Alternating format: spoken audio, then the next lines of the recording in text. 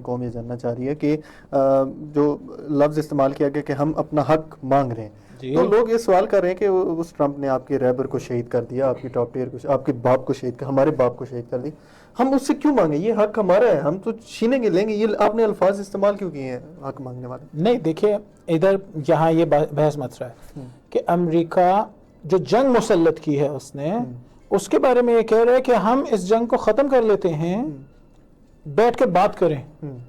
امریکہ کا ادعا یہ تھا کہ میں جنگ اس لیے شروع کر رہا ہوں کہ آپ نے نیوکلیر بام بنانا ہے، ٹھیک ہے۔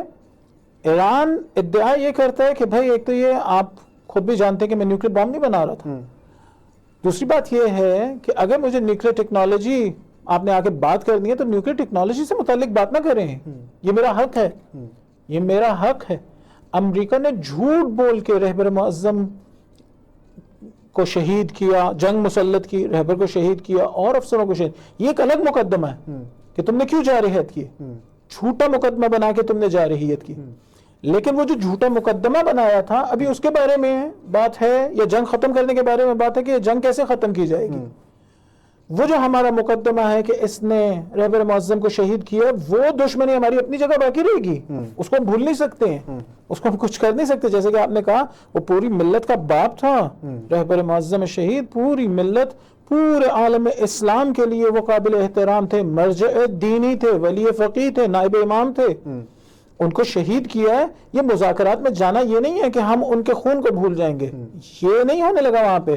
صرف یہ بات ہونے لگی ہے کہ یہ جو تم نے جارحیت کی تھی اور اس جارحیت کو اب وہ ختم کرنا چاہتے ہیں۔ ایرانیوں نے نہیں کہا کہ آؤ ہم بیٹھ کے بات کر لیتے ہیں تم سے، کسی طرح سے یہ ویسے بنتا بھی نہیں کہ شروع اس نے کی تھی تو اب ختم بھی وہی کرے گا۔ یہ ایرانی بار بار یہ بولتے رہے ہیں کہ بھائی ہم نے تو جنگ شروع نہیں کی تھی، اگر ختم کرنی ہے تو اس کی طرف سے ختم ہونی ہے۔ لیکن وہ کہتا ہے بھائی آؤ بیٹھو، میں نے ان وجوہات پہ شروع کی تھی، آؤ بیٹھو یہ ان کے بارے میں بات کرتے۔ تو ایران آ کے کہتا ہے بھائی ان وجوہات میں سے یہ جو انریچمنٹ والا معاملہ ہے یہ ہمارا حق ہے، یہ ہم آپ کو نہیں دے سکتے۔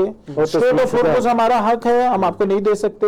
بعض چیزیں ہمارا حق ہیں، ہم وہ آپ کو نہیں دیں گے۔ اب آپ بتائیں آپ نے کس چیز کے بارے میں بات کرنی ہے؟ ان کے پاس کوئی بات ہی باقی نہیں رہے گی۔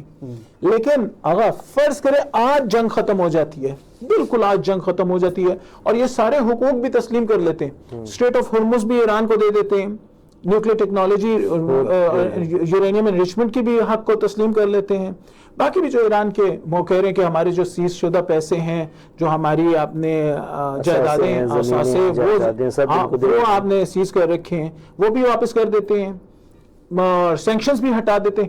اس کے بعد بھی ایسا نہیں ہونا کہ ہماری ان سے وہ پدر کشتگی جو ہے وہ ختم ہو جائے۔ یہ نہیں ہے، وہ ہمارے دلوں میں جو اس کے متعلق کینہ ہے، جو اس نے ظلم کیا ہے، وہ ظلم نہیں ہم بھول سکتے ہیں۔ یہ پیدر کشتگی، یہ تو انٹرنیشنل کورٹ میں باقاعدہ مقدمہ چلنا چاہیے کہ نیتن یاہو اور ٹرمپ جیسے ملعونوں کو ان کو سزا دی جائے۔ ان لوگوں نے کس طرح سے مظلوم لوگوں کو قتل کیا ہے، وہ اپنی جگہ باقی ہوگی۔ صرف یہ ہوگا کہ اب جنگ نہیں ہو رہی ہوگی، اس طرح سے جنگ نہیں ہو رہی ہوگی، گرم ہم اپنے ہاں اس طرح سے نہیں ہو رہی ہوگی۔ اب میں آپ کو بتاؤں، فرض کریں آج یہ جنگ ختم ہو جائے، میں تو یقین نہیں کر سکتا ہوں یہ دوبارہ جنگ نہیں کریں گے، میں تو یقین نہیں کرتا کہ یہ اور کوئی شرارت نہیں کریں گے۔ ان کی نس نس میں شرارت بھری ہوئی ہے۔